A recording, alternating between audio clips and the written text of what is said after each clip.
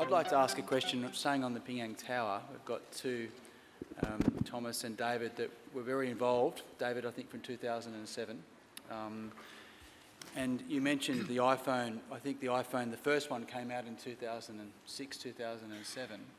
What would you do differently now, given we've had 9 years with the many technologies that have come out, and given that you made a very bold statement in your presentation, solving grand challenges through technology. Is there things that you would do, Thomas, David, now that you wouldn't do, you have got the opportunity to do, I suppose, now with more technology and different thinking? Maybe I answer the question. I'm not very good at technology. Although I'm an architect and I worked with David on design building when we first met. Actually, I think we haven't finished the work. I haven't finished the job. We just let PAFC was born in these 9 years. There's another phase which is more important than the construction phase. So we are now working very hard to finish up the building and to hand over the building and to put it in the operation. I believe there's quite a lot to look at when the building is in operation, whether the human comfort is achieved for the lift, wife, or whether the people using the office, they are satisfied with the sound insulation, whether they are enjoying the human comfort provided by the AC system. So I will believe there will be another year or more the building needs to be run in. And even after this stage, I think it's more important to keep the building clean. So we have 13 BMU to be installed. We have to keep the building safe because nowadays, super high-rise building is always the target. I won't mention too much. But we actually need to do a lot of risk analysis, security control. So there are all kinds of things will happen later in the building operation. I believe the technology helps us, like our buildings still need to be monitored for another 3 years or 5 years to make sure the structural defection is up to the design standard. So we have installed a very intelligent structural monitoring system installed in the structure itself. So we have to keep track to the defection of the building, on the wind condition, on even earthquake condition. We have to make sure the building will be there for another 50 years or even 100 years. So that is the other very important phase of PAFC in the next stage. Yeah, and to answer your question, Josh, I would reference back to what Thomas described with this, we call it structural health monitoring. So you embed sensors into the building structure, right? I think we also have sensors for the shades and the lighting. So the building is actually heavily censored. Now, the thing is, all that censoring sort of came like after we did the design, essentially, right? It's a layer of technology that gets added to the building later. But so my regret is not preempting it and not taking that technology and working it into the design from day one to create a different kind of user experience, right? So can you imagine if we had taken all those sensors that detect the building's health, but then you connect it to your iPhone, and somehow when you walk into your building, you kind of get a pulse or some sense that the building is telling you how it's doing that day, you know?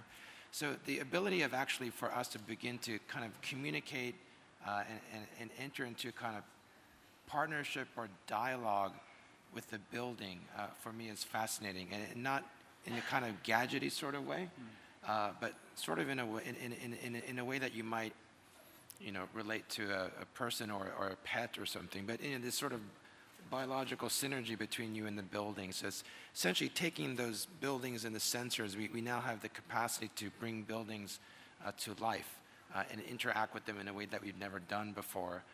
That's what I would love to do in the next building.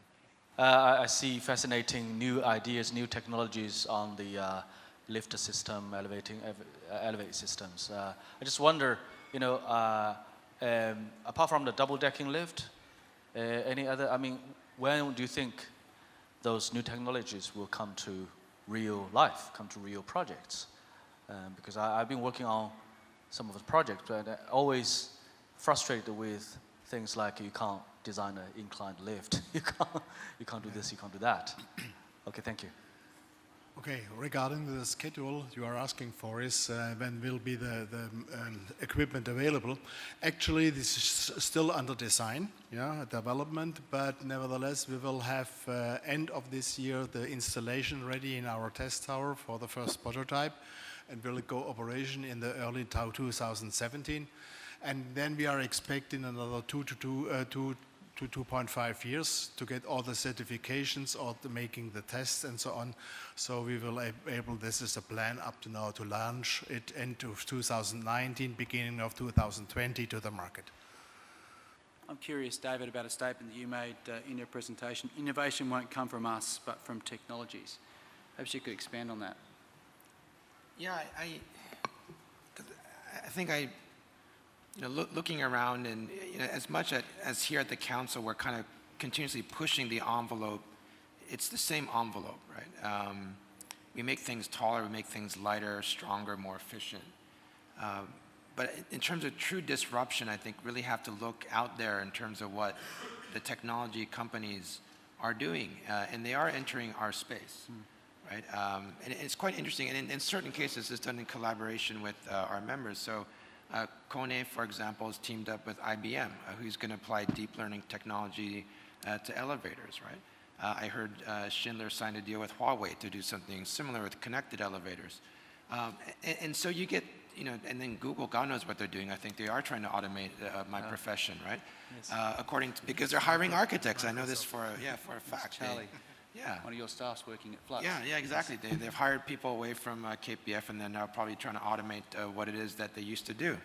And I think these companies have the resources, they have the investments, they have that passion, that innovation, that drive, right, to do something different. And but I don't see it as a threat. I see it as something that we need to embrace. Part of my agenda, I would love to get more of those technology companies directly here as members of the council to enter into this discussion. Because, for all the innovation and progress we think the tech companies are making, what I hear from them is that they would love to get engaged with us in the early phase design. Their biggest complaint is that they don't get involved until it's too late. So I think to bring them into the fold as part of our group would be my big objective for this next year. Wonderful.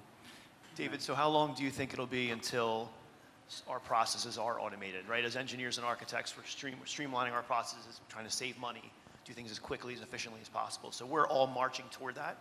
So how long?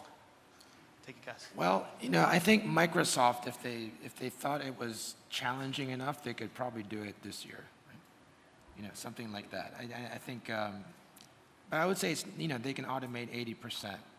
90% of what we do, which is not a bad thing, again, because then it frees us up to do something really great, right, with that last 10%. And so I think computers can simulate, they can imitate, but I think no one's made a computer yet that can innovate.